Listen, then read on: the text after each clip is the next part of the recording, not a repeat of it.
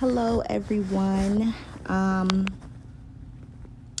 So today I wanted to take some time to talk about defining your niche to land higher pay.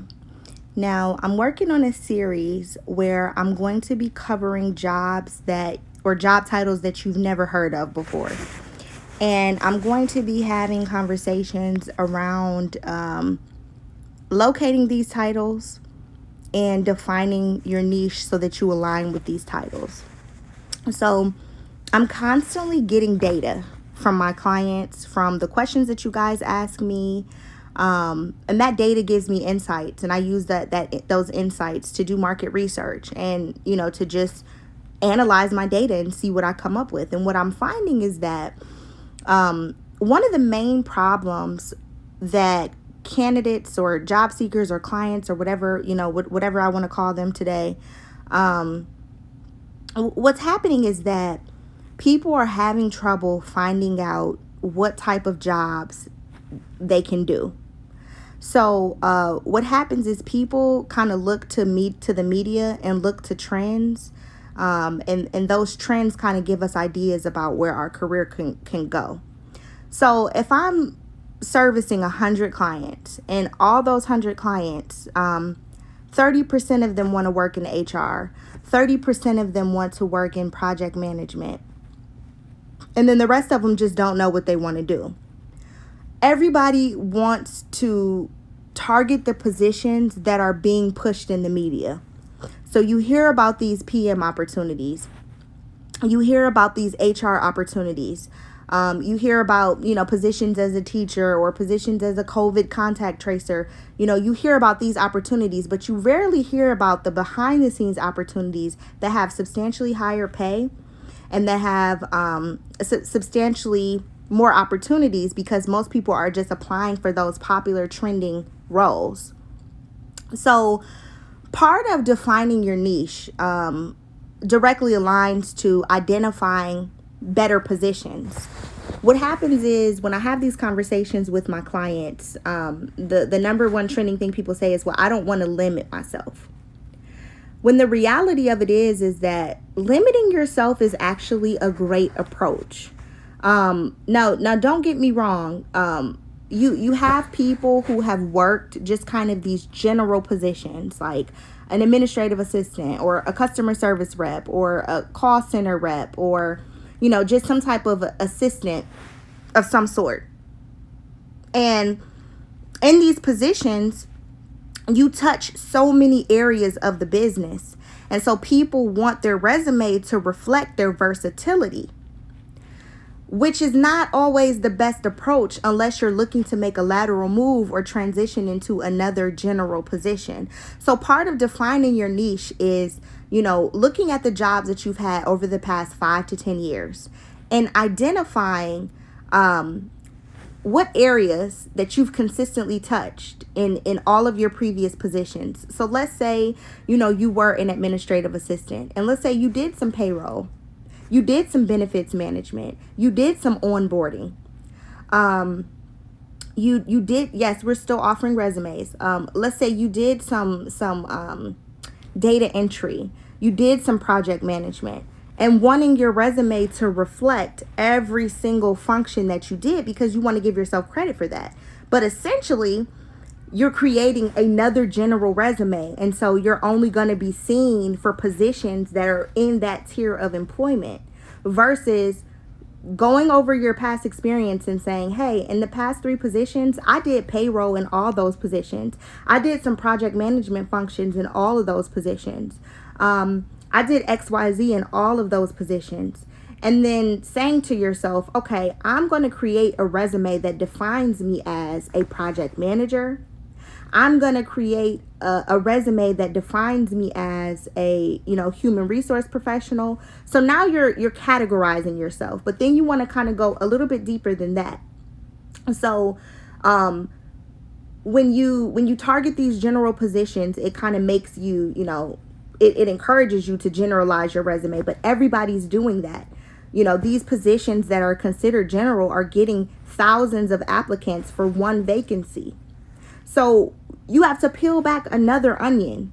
Okay, I've done these functions in what environment? So let's say you were an administrative assistant at a hospital, and you touched payroll, and you touched onboarding, and you touched project management functions in a medical or clinical environment. So now you are a clinical project manager. So people say, okay, well, that limits me. I'll only be able to apply for clinical project management roles. It limits you, but it defines you. Because again, all the other candidates are submitting themselves as general project managers. You're defining yourself as a clinical project manager. So you should be targeting roles in clinical environments. Now, just because you have this project management designation, or because you have this project manager dream or goal, it doesn't mean that you have to stay within that space. You have to also unpack the skills, abilities, and competencies that align with the specific functions for your general career. So I'm using project manager and human resources because these are very common and popular ones. So if a project manager manages timely completion, if they manage the quality of the work that's completed, if they enforce budgetary compliance, if they do sourcing, if they manage communication pipelines, you could even break down those functions and start a career path from any one of those designated areas. So let's say, you were an administrative assistant and you did these project management functions for 5 years. And you're like, over the course of my 5 years, doing these project management functions as an administrative assistant, my peers always came to me for compliance related functions, making sure, hey, can you help me with this budgetary compliance related function, or with this type of compliance related function. You can literally create a resume based off of those compliance related functions only, and use that to apply for quality control roles, quality analyst, quality auditor, or simply auditor roles. So while everybody else is saying, hey, my skill set aligns with project management, I'm going to go after these project manager roles, you're leaving all of these vacancies on the back end that still use those skills. So you're leaving the quality analyst, you're leaving the auditor, you're leaving a plethora of opportunities that just one of your skill sets can align with. If one of the areas that you excelled in was like delegating tasks and assignments, managing calendars, and keeping people on schedule and on time, you can literally take that experience, emphasize that experience, and while everybody else is using those skills to apply for the project manager roles, there are workforce management roles, there are workforce analyst roles that you're leaving behind because they're not popular, because they're not trending, because you never heard of them. So when you define your niche, you essentially identify the area that you're most passionate about, or the area that you've excelled the most in over the course of your career. So you're taking all that general experience that you have from the past 5 to 7 or 5 to 10 years or whatever, and you're conducting a self analysis, a self audit. Here's the data. I've held these jobs. This is what I'm good at. This is what I'm interested in. This is what I'm passionate about.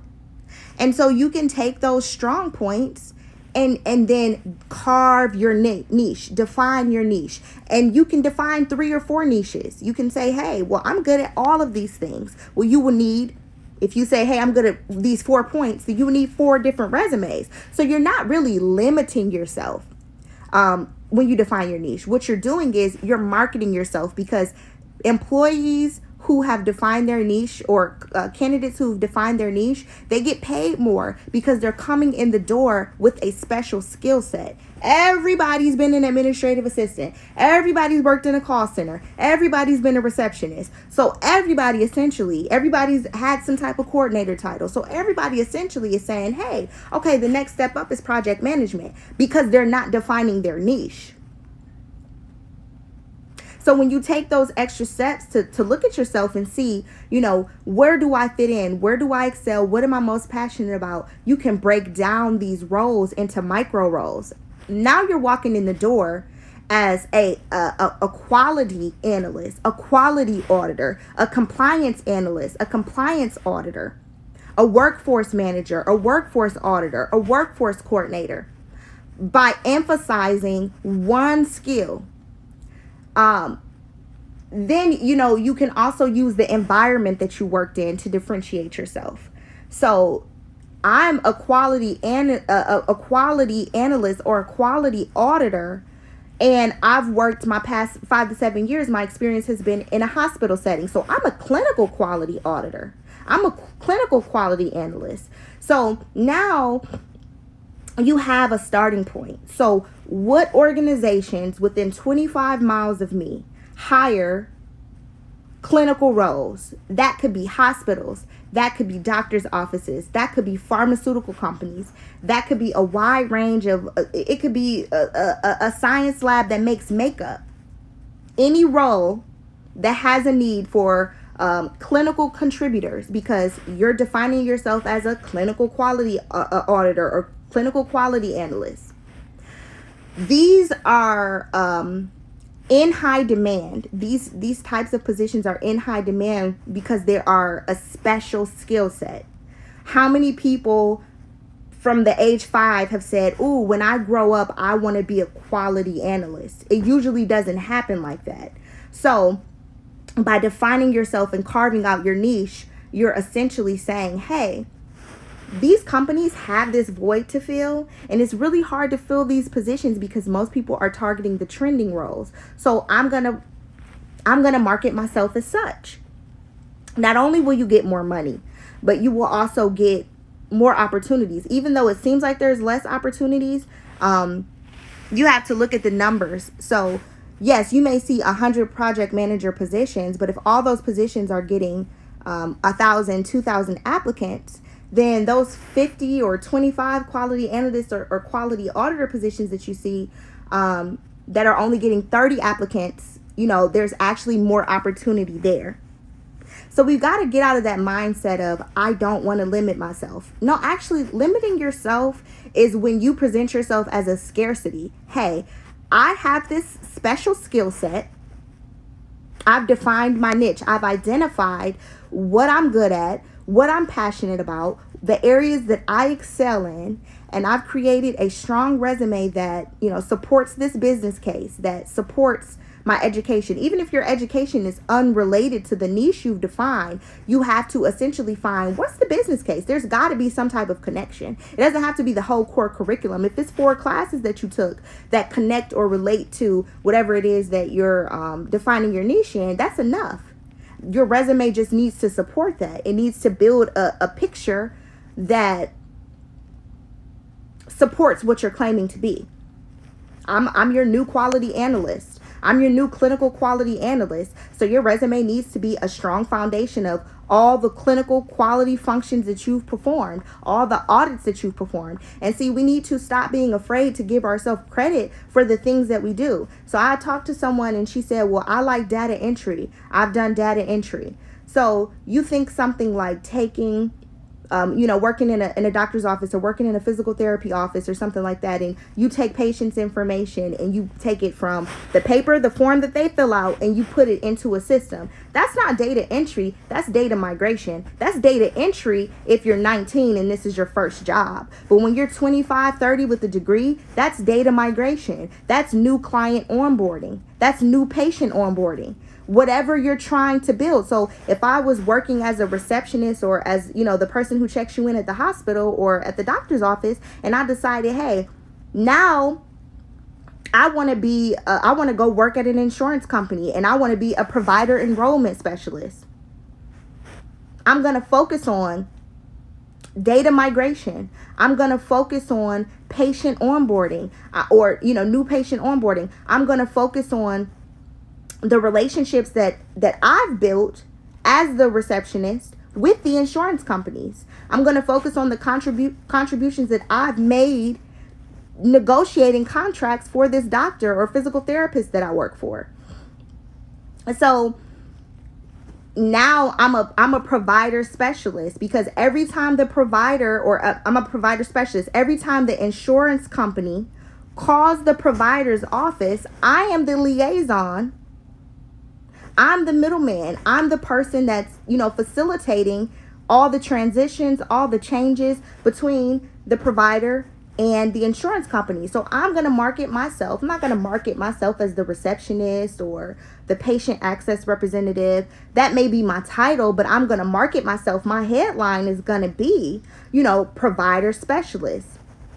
And so if you continue to take the mindset, or continue to operate in the mindset of, I don't want to limit myself, I want to give myself credit for everything that I've done, you are essentially limiting yourself. You just don't realize that you are. Because you're only going to get responses from employers that are looking for another generalist.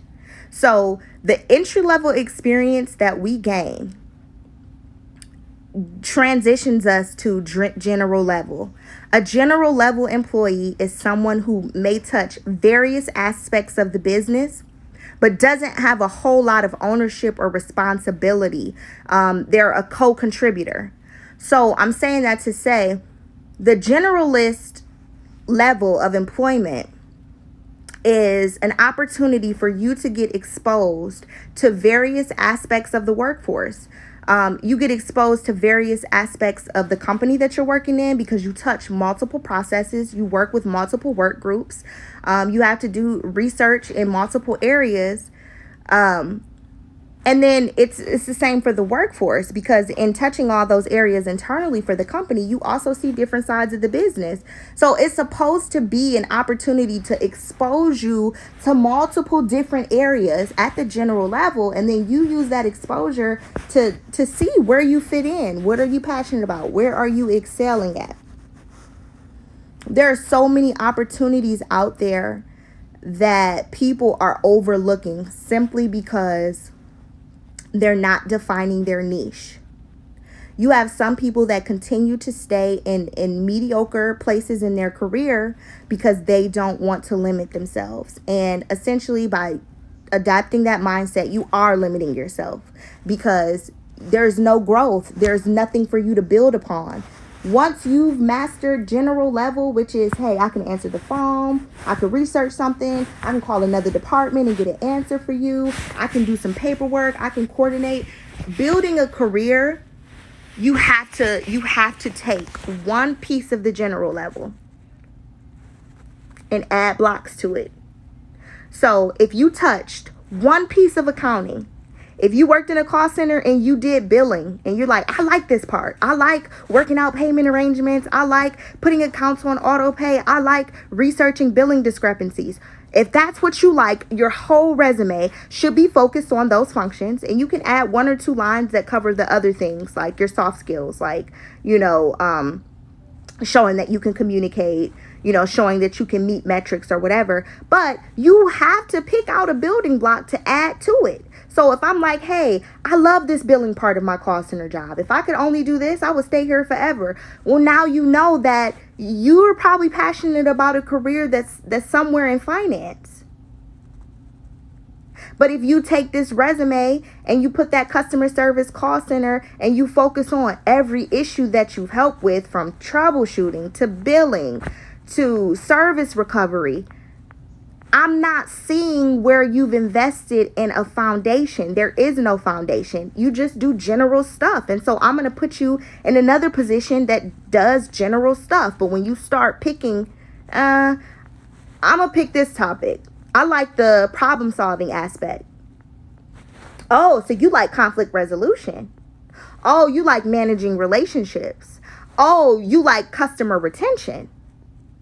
So now I'm defining myself as a customer retention specialist, as a conflict resolution specialist, a corporate conflict resolution specialist, a corporate relationship manager. I manage business to business relationships, or I manage business to consumer relationships.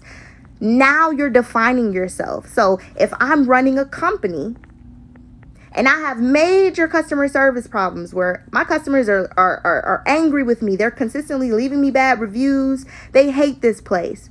I need a relationship manager. I need someone who is good at retention. I need someone who's good at solving problems. That's what I'm looking for when I define the position and I'm telling the recruiter, hey, this is what we need. The recruiter's looking for that.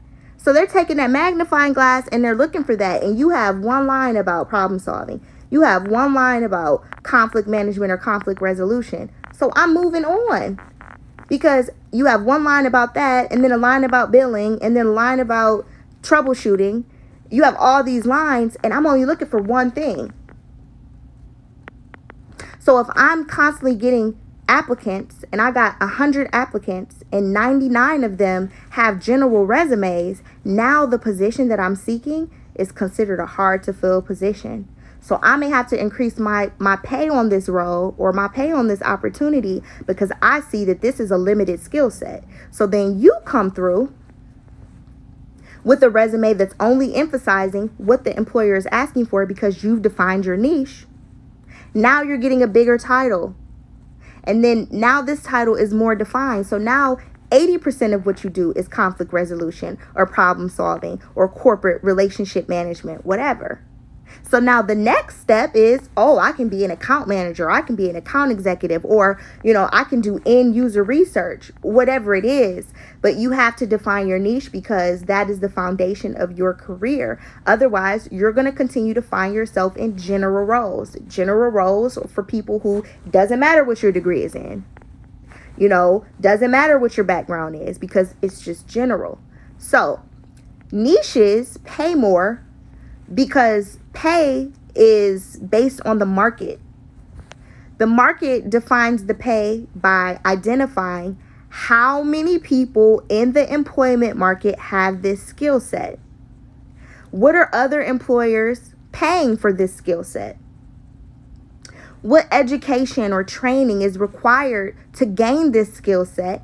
And how much money does it cost for a candidate to invest in these development to gain this skill set? And then scarcity, supply and demand. If supply is low for this skill set, then demand or pay is going to be higher. If everyone has this skill set, then the pay is going to be a lot less. So you can identify with more than one niche. So that's the part where it's like, you're not limiting yourself, you're defining yourself.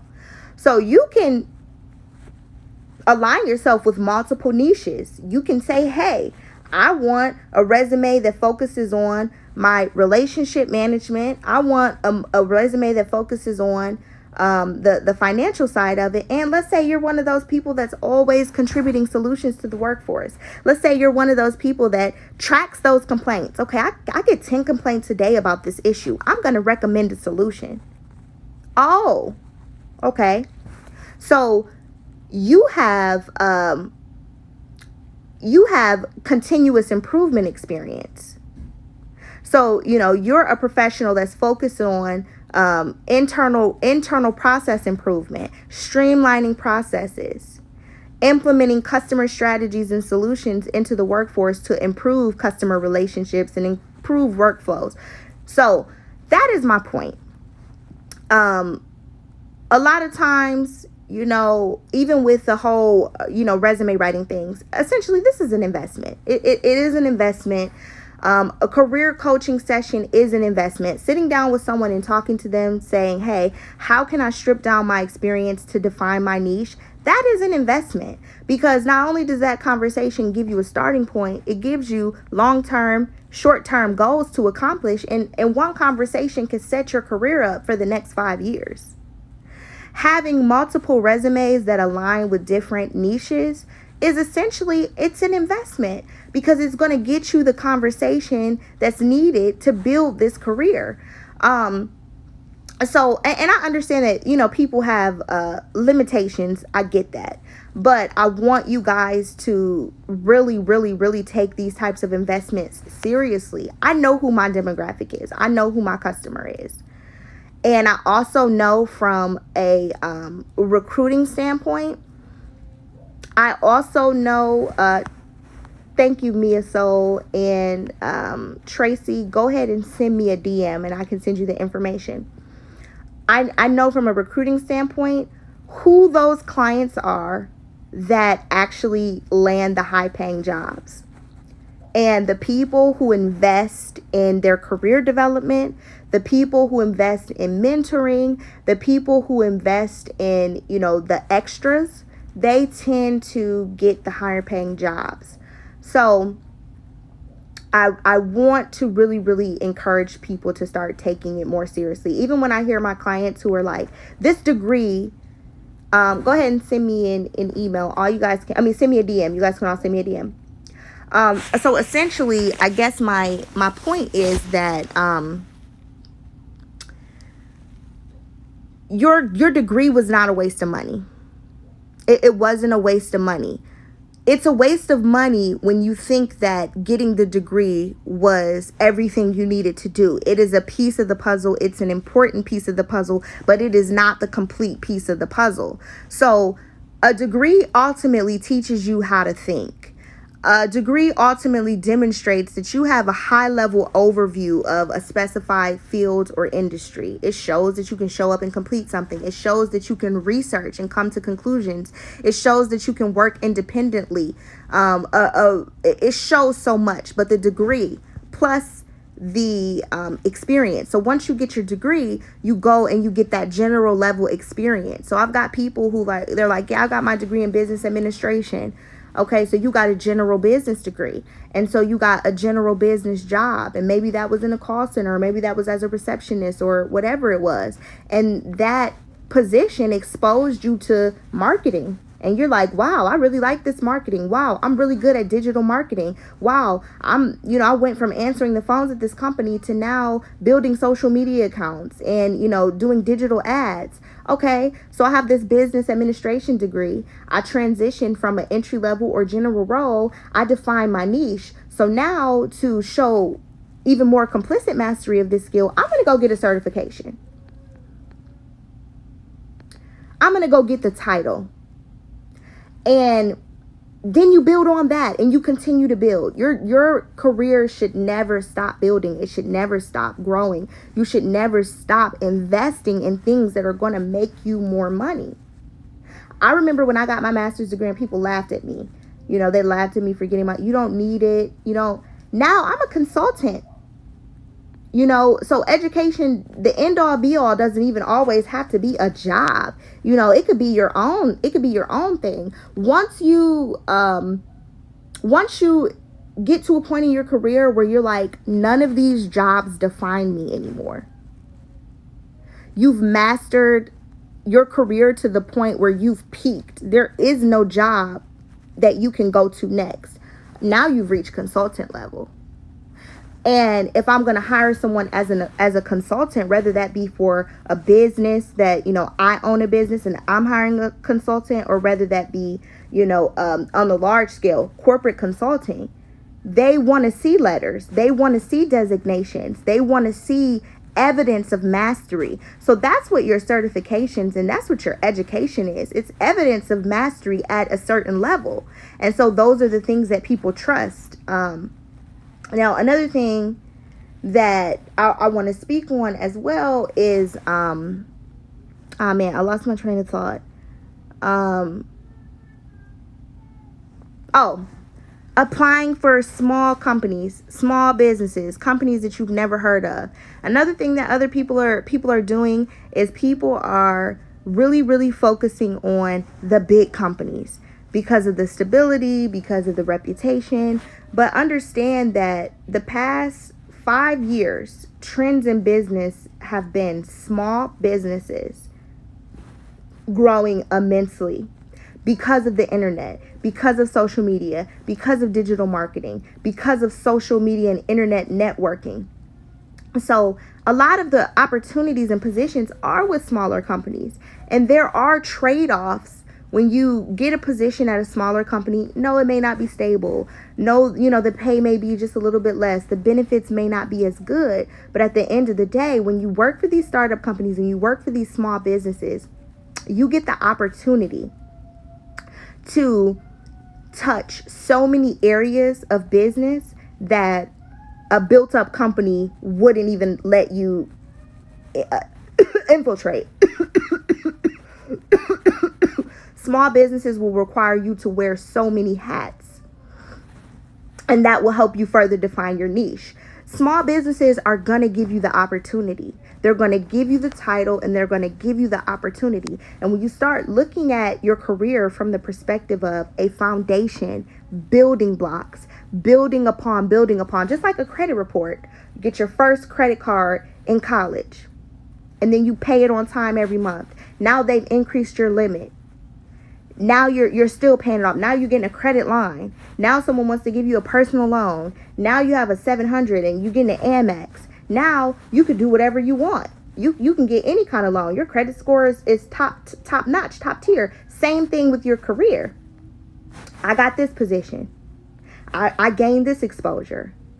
I found compatible interests in this area, or I excelled in this area, or I learned that I was passionate about this area. I carved out a niche, which means simply I stripped down my experience to focus on this area, and I built a career off this foundation. Then I got a certification. Then I got endorsements. Then I got higher salary. Then I got higher titles, and you just continue to build. So define your niche to land those higher paying jobs. Do you think it's possible to apply for a manager role if you've never been a manager before? Those type of blanket questions are difficult to answer because it varies. It varies based off of your background, and it varies based off of specifically how that position, the vacancy was advertised. And when you read these vacancies from the perspective of, if I was filling a need, if I was filling a void, you know, you have to ask yourself, when you read these job descriptions, can you come into this company and hit the ground running? If the position is not telling you, we will train you. If the position is not telling you, this is a developmental opportunity. If a position is not saying this is trainee level, then they want you to come in and hit the ground running. So that's another area where a lot of people, I can do this. They believe in themselves. They have the confidence, and that's fine. You probably can do it. Or, you know, people have the mindset of, I can learn this. I believe you. Yes, we do. The thing is, if my interest as a company is not to hire someone that I have to teach, or not to hire someone that I have to train on, you know, something other than the organizational culture and how to use the technology that we have to use your job, then, you know, I don't want to hire someone like that. So if I say, no, you could never be a manager if you've never been a manager before, it's a partial truth and it's a partial lie, because it's partially true. Some companies may not want to hire managers that they have to hold their hand. Some companies may have opportunities for managers that are trainee level or entry level management opportunities. So it honestly depends. And you'll find that a lot of questions like that relative to, you know, career opportunities, it's based the same way. A lot of companies will say no, and then a lot of companies will say yeah. It depends on who you ask. So read those job descriptions from the perspective of, can I do this without help? Can I come in and do this job without having to, you know, have someone hold my hand and constantly ask them questions? And if you feel like, yeah, I can, apply for it. If you feel like, no, I can't, then does that position say anything about training being offered and training being a substantial starting point? And a lot of people sleep on industry training. So these call center jobs that advertise will fully train you. You go through 6 weeks of training. You know, a lot of that training, industry training, is extremely valuable. So I will tell you, there are some companies who have state-of-the-art training. They're known for their training. So you have some people who will go work at a company making $15 an hour because that company offers training. And I can tell you from personal experience, working at a company that paid less because they had industry respected training, and then leaving that company and going to another company within the same industry and getting substantially more pay, but having to start that job with no training. So, you know, when you define your niche and you start to set up these strategies for your career, there are some trade-offs. Some of the investment is less pay for industry training, less pay because this company will sponsor my certification, my designation, or my license, or less pay because this company is number one in the industry, so any other company in this industry would pay more to have me. And that's the checkers, not chess, and understanding your niche. When you start to get into your niche, you also start to uncover what organizations and what industries exist within your niche. I don't do quantifiable achievements. My perspective as someone who has programmed applicant tracking systems, I have never programmed an applicant tracking system that we put quantified numbers in. So I've never wrote a job posting where the job posting said, we're seeking someone who can reduce budgets by 90%, or who can, improve hiring consistency by 75%. I've never, ever seen a job posting like that. And I've never programmed or written a job posting or applicant tracking system to align with something like that. So I guess fundamentally, I don't do quantifiable resumes. I don't offer advice on them because I don't like them. Now, there are other resume writers who do them. And I respect their angle and their perspective, but I understand the role that technology plays in modern recruiting. And yes, those numbers look great, and yes, they show what your achievements are, but that resume has to make it through the technology to get to the recruiter's desk for them to see that. So if the resume doesn't match or align with the applicant tracking system to a certain percentage based on whether that position is entry level, mid-level, executive level, whatever, because it has substantial quantified data on it, which it doesn't align with the applicant tracking system, no one's going to see it anyway. So I know that didn't really answer your question, but I don't do those. I do competency-based resumes because these job postings, if you read them, they are directly aligned with competencies.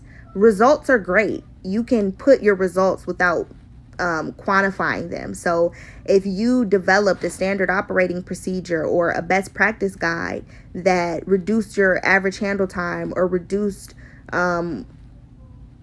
customer complaints, you can put that. You don't have to quantify that, but just make sure that the competency is there. So the competency is data analysis, analyzing data from customers and processes, and then interpreting that data to curate solutions that ultimately reduced average handle times or ultimately reduced customer complaints in this specified area. Doesn't have to be numbers.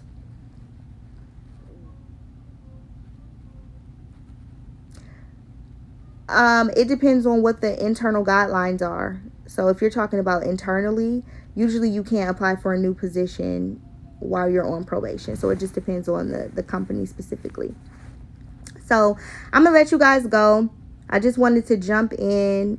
You're welcome. I just wanted to jump in here, update you guys on what I'm seeing on my end, let you know what this content that you're going to be seeing is going to be curated for. So I'm going to really be focusing on bringing some of those behind the scenes positions and titles that you've never heard of to the forefront, and really encouraging you guys to identify your niche, carve out your niche so that you can land better paying positions and really just jumpstart and get into your career. There's a difference between a job and a career. So this is where we're going with this, and I'm probably going to be on this topic for a while because there's so much to uncover. And there's so many different ways to market yourself, and there's so many different industries. And, in these industries, different people with different backgrounds actually perfect for these industries.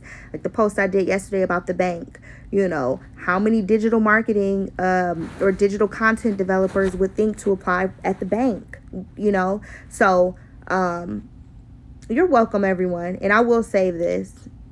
Yeah, you can DM me. And, anybody that has a question, just go ahead and send me a DM. When I get off here, I'm going to hop in the DMs. So it was great chatting with you guys, and I'm excited about this series.